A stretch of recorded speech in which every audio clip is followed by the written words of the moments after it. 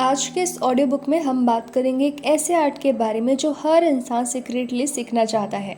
वो है mind reading. ये कोई जादुई ट्रिक नहीं है, ये एक साइकोलॉजिकल स्किल है जो आपको दूसरे इंसान के थॉट्स, फीलिंग और इंटेंशन समझने में मदद करती है, वो भी बिना उनसे डायरेक्टली पूछे। सो आज हम बात करेंगे the art of reading minds book के बारे में। इस बुक में आप सीखेंगे कि कैसे बॉडी लैंग्वेज, फेशियल एक्सप्रेशन और टोन ऑफ वॉइस से आप किसी के दिमाग में चल क्या रहा है उसका अंदाज़ा लगा सकते हो। तो चलिए शुरू करते हैं। Chapter 1, the mind reading myth. दिमाग पढ़ना एक जादू नहीं है। ऑथर सबसे पहले एक मिसकंसेप्शन क्लियर करते हैं कि माइंड रीडिंग कोई सुपर पावर नहीं है, ये कोई मैजिक भी नहीं है, ठीक है, बल्कि एक साइंस है। जब हम किसी की बॉडी लैंग्वेज, वॉइस टोन और एक्सप्रेशन ऑब्जर्व करते हैं तो हम उनके थॉट्स और फीलिंग्स का अंदाज़ा लगा सकते हैं। माइंड रीडिंग का मतलब ये नहीं है कि आप किसी के दिमाग में घुस जाओगे, ठीक है, बल्कि आप इतने अवेयर हो जाओगे कि आप उनके इमोशंस को बिना वर्ड्स के समझ सकोगे। इस चैप्टर में ये बताया गया है कि ये स्किल्स हर इंसान सीख सकता है, बस थोड़ा ऑब्जर्वेशन और पेशेंस चाहिए। Chapter 2, the communication model. हम सच में कैसे कम्युनिकेट करते हैं। हम जो कुछ भी बोलते हैं वो हमेशा दूसरे इंसान तक वैसे नहीं पहुंचता जैसे हम सोचते हैं। हर इंसान का अपना एक फिल्टर होता है, उनके बिलीव्स, एक्सपीरियंस और परफेक्शंस के बेसिस पर। ऑथर एक सिंपल कम्युनिकेशन मॉडल बताते हैं, सेंडर, मैसेज, रिसीवर। प्रॉब्लम तब होती है जब सेंडर कुछ और सोच के बोलता है और रिसीवर कुछ और समझता है। सो माइंड रीडिंग का पहला स्टेप है दूसरे के फिल्टर को समझना। Chapter 3, pay attention. ध्यान दो ताकि आप समझ सको। माइंड रीडिंग शुरू होती है ऑब्जर्वेशन से। ऑथर कहते हैं अगर आप लोगों को ऑब्जर्व नहीं करते तो आप उन्हें कभी नहीं समझ सकते। इस चैप्टर में बताया गया है कि कैसे आप माइक्रो एक्सप्रेशंस जैसे बॉडी लैंग्वेज और टोन ऑफ वॉइस से लोगों की फीलिंग समझ सकते हो। सबसे इम्पॉर्टेंट है साइलेंस और अटेंशन। जब आप किसी को बिना इंटरप्ट किए सुनते हो आपको बहुत कुछ पता चल जाता है, ये आप नोटिस करना। Chapter 4, body language basic. Body सब कुछ बोलता है।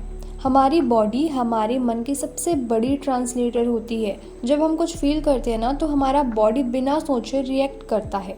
इस चैप्टर में ऑथर की सिग्नल्स के बारे में बताते हैं, जैसे क्रॉस्ड आर्म्स मतलब डिफेंसिवनेस, ओपन प्लम्स मतलब ट्रस्ट, लीन फॉरवर्ड मतलब इंटरेस्टेड, ठीक है, वो पर्सन इंटरेस्टेड है आप पे, ठीक है। आप सिग्नल्स को ऑब्जर्व करके समझ सकते हो कि सामने वाला सच बोल रहा है या फिर झूठ। Chapter 5, space and distance. Space बताता है इमोशंस। जब कोई आपसे इमोशनली क्लोज होता है तो वो आपके करीब आता है और जब कोई अनकंफर्टेबल होता है तो वो दूरी बनाता है ना। सो इस चैप्टर में ऑथर ने कॉन्सेप्ट बताया, जैसे अगर कोई फ्रेंड आपके बहुत करीब बैठता है, ठीक है, मतलब वो कंफर्ट फील कर रहा है, लेकिन अगर कोई बार बार डिस्टेंस बनाता है तो उसके माइंड में कुछ ब्लॉक है। Chapter 6, reading emotions. फीलिंग्स को समझने के लिए आपको वर्ड से ज़्यादा एक्सप्रेशन देखना चाहिए। इस चैप्टर में ऑथर ने बताया है कि किस तरह फेशियल एक्सप्रेशन जैसे आई मूवमेंट और टोन से आप रियल इमोशन समझ सकते हो।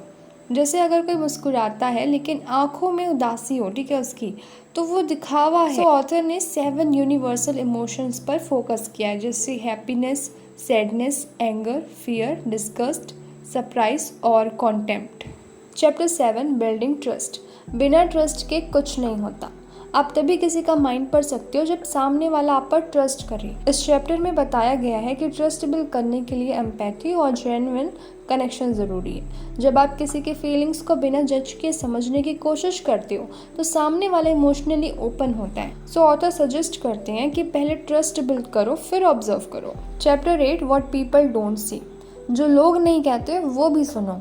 लोग हमेशा सच नहीं बोलते, लेकिन उनका बॉडी, टोन और बिहेवियर सब कुछ बोल देता है। इस चैप्टर में ऑथर ने बताया कि कैसे आप अनसेड वर्ड्स, पॉसेस और हेजिटेशंस और ऑकवर्ड साइलेंस से सच समझ सकते हो। जैसे अगर कोई बार बार बात को घुमाता है या फिर आपसे आई कांटेक्ट नहीं कर पाता तो कुछ तो छुपा रहा है सामने वाला, है ना। सो माइंड रीडर बनने के लिए आपको वर्ड्स के बीच की खामोशी भी सुननी होगी। Chapter 9, use your voice. आपकी आवाज़ भी एक सिग्नल है।